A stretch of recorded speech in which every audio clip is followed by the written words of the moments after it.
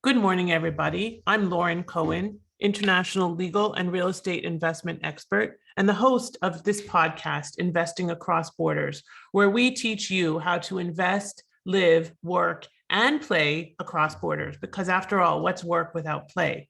And we are really proud to be sponsored by Lendi, this amazing company that helps foreign investors from, at the moment, Canada, the UK, Israel, and Australia to invest in US real estate. And they are an Israeli-based artificial intelligence company, and they've been helping tons of my clients that can't find money elsewhere. And they also love refinancing and giving you cash out. So thank you, Lendi, for sponsoring this podcast. I'm here today with my good friend, really, truly a good friend. I met him 4 years ago, almost to the day. We met at CEO Space, organization which I've spoken of fondly many, many times. And Hugh is one of really the true gems within the CEO Space world. He's been with CEO Space for a long time. He'll share that with you.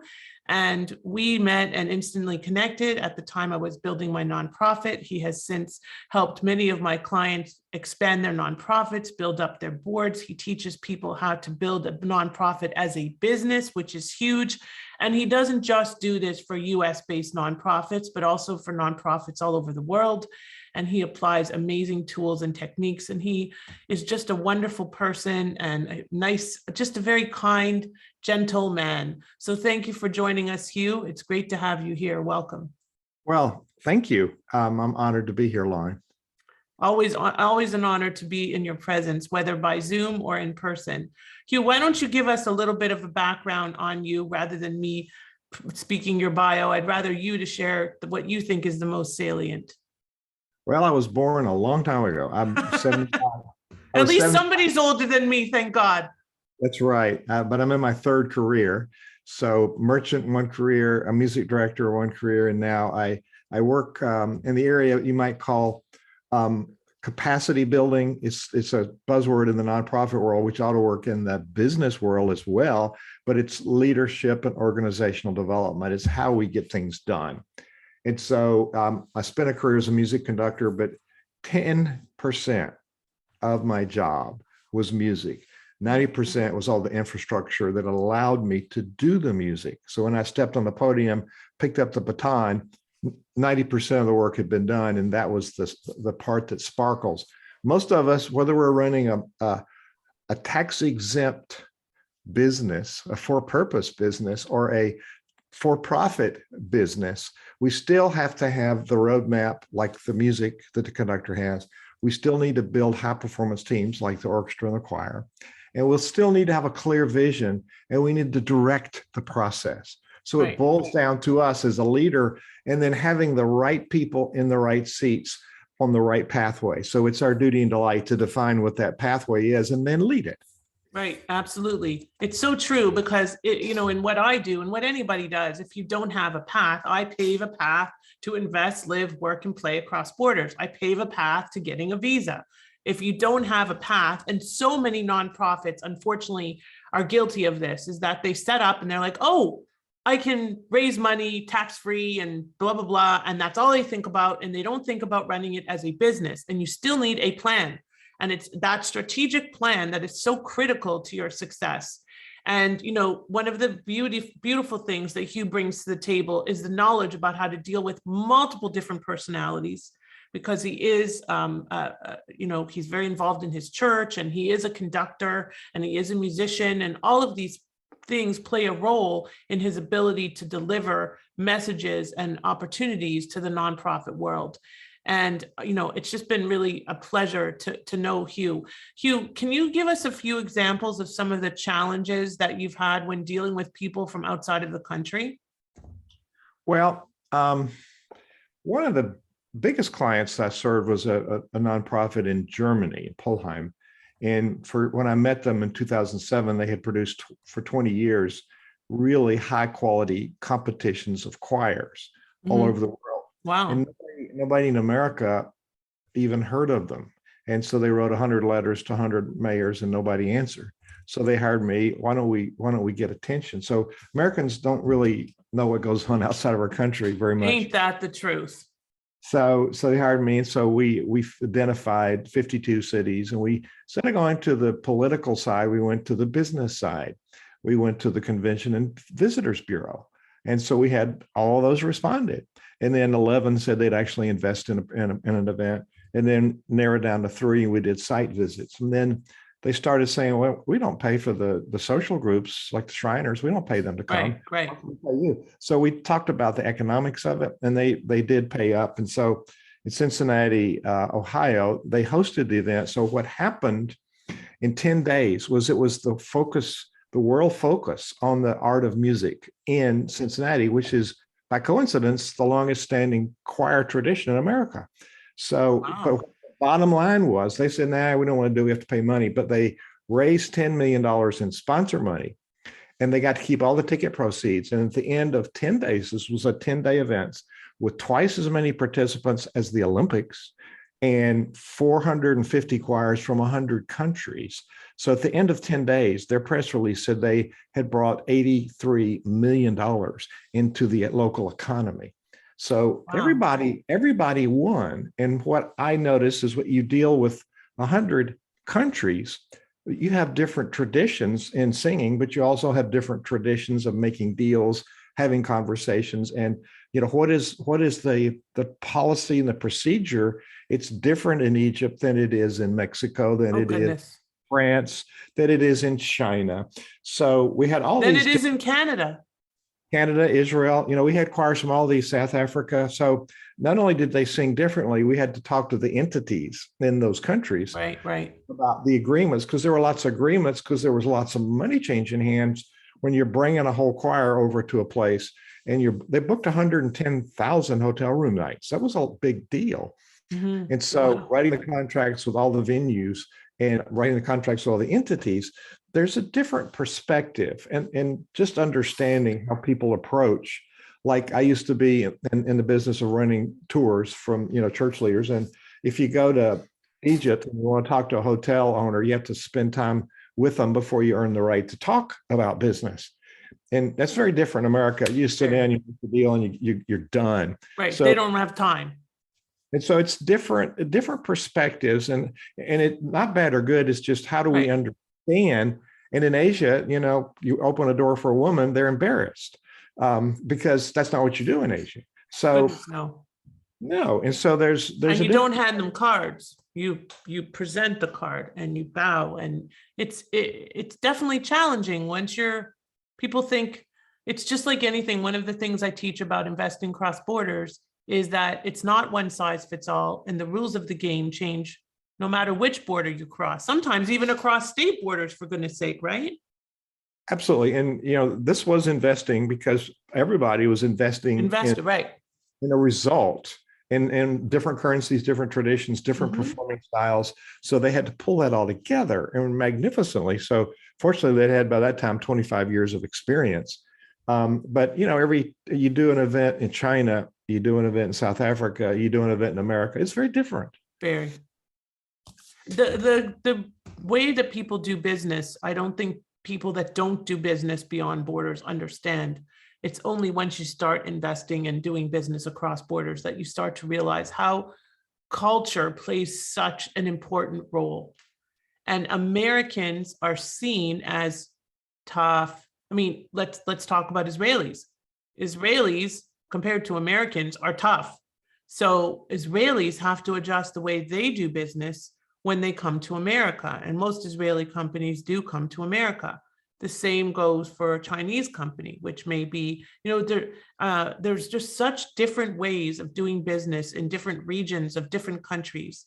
And the most important thing I think that we can learn as leaders is how to adjust and adapt to those changes as we are working with people in those countries. And certainly you, of all people, has that tact and finesse to be able to handle that. It's a challenge. We're focusing on my nonprofit work today, but I also do work with mid-cap corporations. And what I see when there's mergers or acquisitions or in entrepreneurs that take investments, no matter where they are, even within the same state or the same country like America, people don't think about the culture piece of it. Correct. And it's important within our own borders, but Oh, once you yes.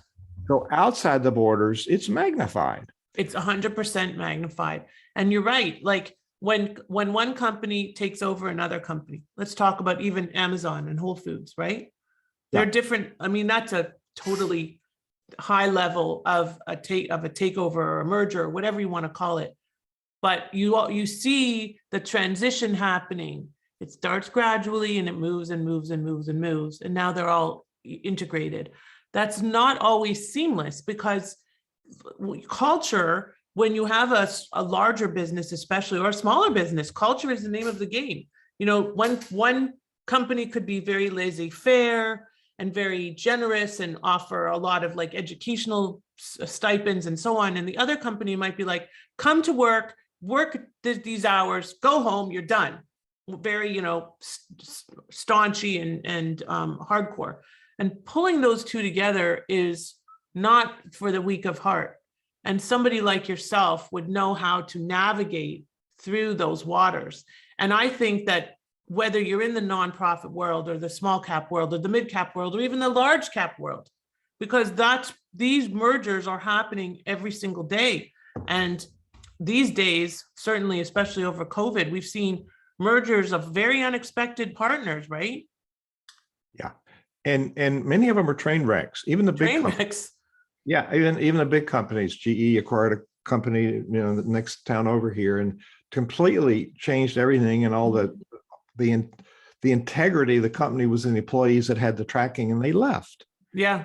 It got changed to a total different model than what the founder. They paid a bunch of money to get that business, almost $1 billion, and it was a high tech, very focused enterprise, which they moved to some other segment, which made no sense. And why wouldn't they want to keep all of the intellectual property that the employees had that knew how to do this stuff? And they were there from the beginning. So that's mind blowing. It's almost like you're cutting off your nose to spite your face there, because why would you do that? I think from what I observe, it happens more often than it doesn't happen. Yes.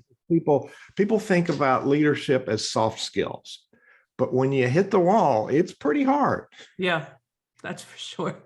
But those soft skills, not everybody has them. And I deal with people from different cultures, like, for example, French Canadians and Anglo Canadians and Canadians from the Western Canada versus Canadians from the big cities, like my hometown of Toronto or Vancouver or Montreal or whatever. It's so different, or from the Maritimes. And it's not like, again, one size fits all. And the same goes here. You've got somebody in California that's going to have a totally different approach than somebody in New York or Florida. Except in Florida, we have so many New York transplants that now it's almost similar. But it's every single person and every single company needs to be approached independently. And the nonprofit world is no exception to that. No, it's a lot harder in the nonprofit world, because you've got the volunteer and you got this scarcity mentality. Yeah. When you use the word nonprofit, people go into this scarcity thinking. Scarcity, not good. Even in the Commonwealth of Virginia, where I live, over in the Beltway, that's a whole different protocol than in Appalachia, where I am on the other side of the state. The prices are different from what I do, and the protocol is very different. There's 5 different regions within Virginia with different customs. And so even the microcosm of within the borders of Virginia, we have that, and it's compounded once you go out of that, and then once you go out of the country. And we don't even think about what's essential to making this work. When I hire an orchestra as a conductor, everybody understands the protocol. So there is already a culture. I don't care if you're in Israel. I don't care if you're in South Africa or in Virginia. There's a protocol. You come together. There's an established protocol, and Absolutely. people perform. And the conductor is in charge. They're not the boss. They're not the bully. They're not the dictator. They have a little white stick. You can't make people do things, but you can influence people. Right. And people are there not just to earn a check. They're there to perform at a higher level. And that's what corporate leaders and nonprofit leaders and clergy don't get. They kind of dumb down what they think is the lowest common denominator, when we should actually raise the bar and let people access the fullness of their passion. And people show up in a business and for the money, but they perform at a higher level because of the personal fulfillment. in the nonprofit, in the church and synagogue world, people function as volunteers, but they function to the level of their passion. And Right. we as leaders don't allow them to do that. So you mentioned a word, and there's two words that are kind of interrelated: influence and impact, right? And I think that one of the reasons that people are very drawn to you is because almost everything you do is impact driven. And because of that, you have a lot of influence, not just over your choir members or your church attendees or the people that are coming to listen to you, but because you care. And when you care about your subjects, no matter who they are, your clients or your people or your nonprofit volunteers or your stakeholders, it makes a big difference. Now, recently, imagine this, Hugh, I was called pushy. Imagine that. Okay, I knew you would laugh. So I am pushy, okay? But to accomplish what I need to accomplish for my people and get them through the finish line, they need somebody pushy in their corner. So if I was a guy, nobody would have called me pushy, no offense. It's just a fact because I'm a woman. It's like, oh, you're pushy, you're aggressive, you're this, you know this. But the reality is that when I'm dealing with somebody in the nonprofit world or somebody that's working on a huge merger, it's a completely different conversation. I'm not going to be pushy with somebody who's trying to figure out how to deal with their volunteer issues or their board issues. It's not really any different. And I would choose to define you as assertive. Thank you. That's a much kinder word. Well, pushy would be aggressive, which is kind of meaning Negative. So the culture responds to who we are as we show up. And the orchestra responds, if they like the conductor, they respond with the intent of the conductor. If they don't, they just mimic what you do, which isn't very good. And the same thing happens in any situation. The leader influences. And so we lead from a position of influence. Now, I'm standing on the podium, which is podium, foot, POTUS. You stand on a podium. I'm standing there and I'm in charge. I've got the power position. However, I've seen very famous conductors start with a new orchestra, beat them up in rehearsal, and then in concert, they get even. They make you look bad. Now, you've got full authority, but they can show you up. And in the military, there's this thing called friendly fire. If you're not respected, you might get shot in the back in combat. In business, nonprofit, church, leaders get shot in the back every day. They don't even know it. And so how do we show up as a position of influence and lead from that influence rather than authority? Right. We're in an age where people respond very differently. So if we can be in command of the space, but it's because we know where we're going and we're very good at telling people we're going to go there. And we don't tell people how. We tell them, here's where we want to be. Let's get there together. So we have to think in the terms of building ensemble. That's what center vision is. It's the synergy of a common vision. So we build a synergy by getting people on board. Then they perform at a higher level. You're familiar with the Gallup polls, I'm sure, that every year it turns out that around 70% of the workforce in corporate America, not the leadership, the workforce, are either disengaged or actively disengaged, which translates to $500 billion of lost profit. Mm-hmm. Add on top of that an unfriendly investor or an investor without knowledge of the culture or a merger and acquisition or a major donor to a nonprofit. You add on top of that, it's not a fit for the culture. Then you've added another dynamic that really impacts the bottom line negatively. Yeah, I can definitely see where you're coming from now. In the nonprofit world, you also need to engage the stakeholders because especially the volunteers, they don't have necessarily a vested interest in the outcome. So that engagement becomes that much more critical. And it's interesting because Hugh and I met, as I said, at CEO Space. And what is the number one word that CEO Space represents? Collaboration. Yeah. Mm-hmm. And if you don't collaborate, you don't participate, you're out. And, Bernie was just, unfortunately he passed last year, Bernie Dorman. But he was just so all about collaboration and helping each other and bringing each other up and, connecting. And if there is somebody that I feel will benefit from Hugh's input and advice, and a lot of people do, I immediately connect the dots because he is going to bring value to them, and they are going to help impact more people as a result, because Hugh is all about engagement. And how do you engage that board? And how do you engage those volunteers? I mean, these are challenges. Having been in the nonprofit world and having my own nonprofit, I know that these are constant challenges that nonprofits deal with, especially the smaller ones that want to get out of being a tiny little 501c3 just because they got a 501c3 designation, right? Absolutely. And back to where we started here, it's a business mindset to Business realize mindset. You're in a tax exempt for purpose business. For purpose. Nonprofit isn't used by IRS. It's tax exempt C corporation, non-stock C corporation. So anybody investing, whether it's for profit or nonprofit, is ROI. In business, it's return on your investment. In nonprofit, it's return on impact. Impact, yes. So that's the driver. And in either segment, we generate revenue because we provide value. And so if we don't have our act together in a nonprofit, if your board isn't 100% on board, donating and active, grant makers won't even look at you. You're off the charts. The first thing, is your team active? Are they donating? Now we'll look at your application and the outcomes. If you haven't done your strategy and you don't have specific measurable outcomes, you're not going to attract funding from any source. And so that it's a business principle. Where are you going? How are you going to get there? And how will you measure the results?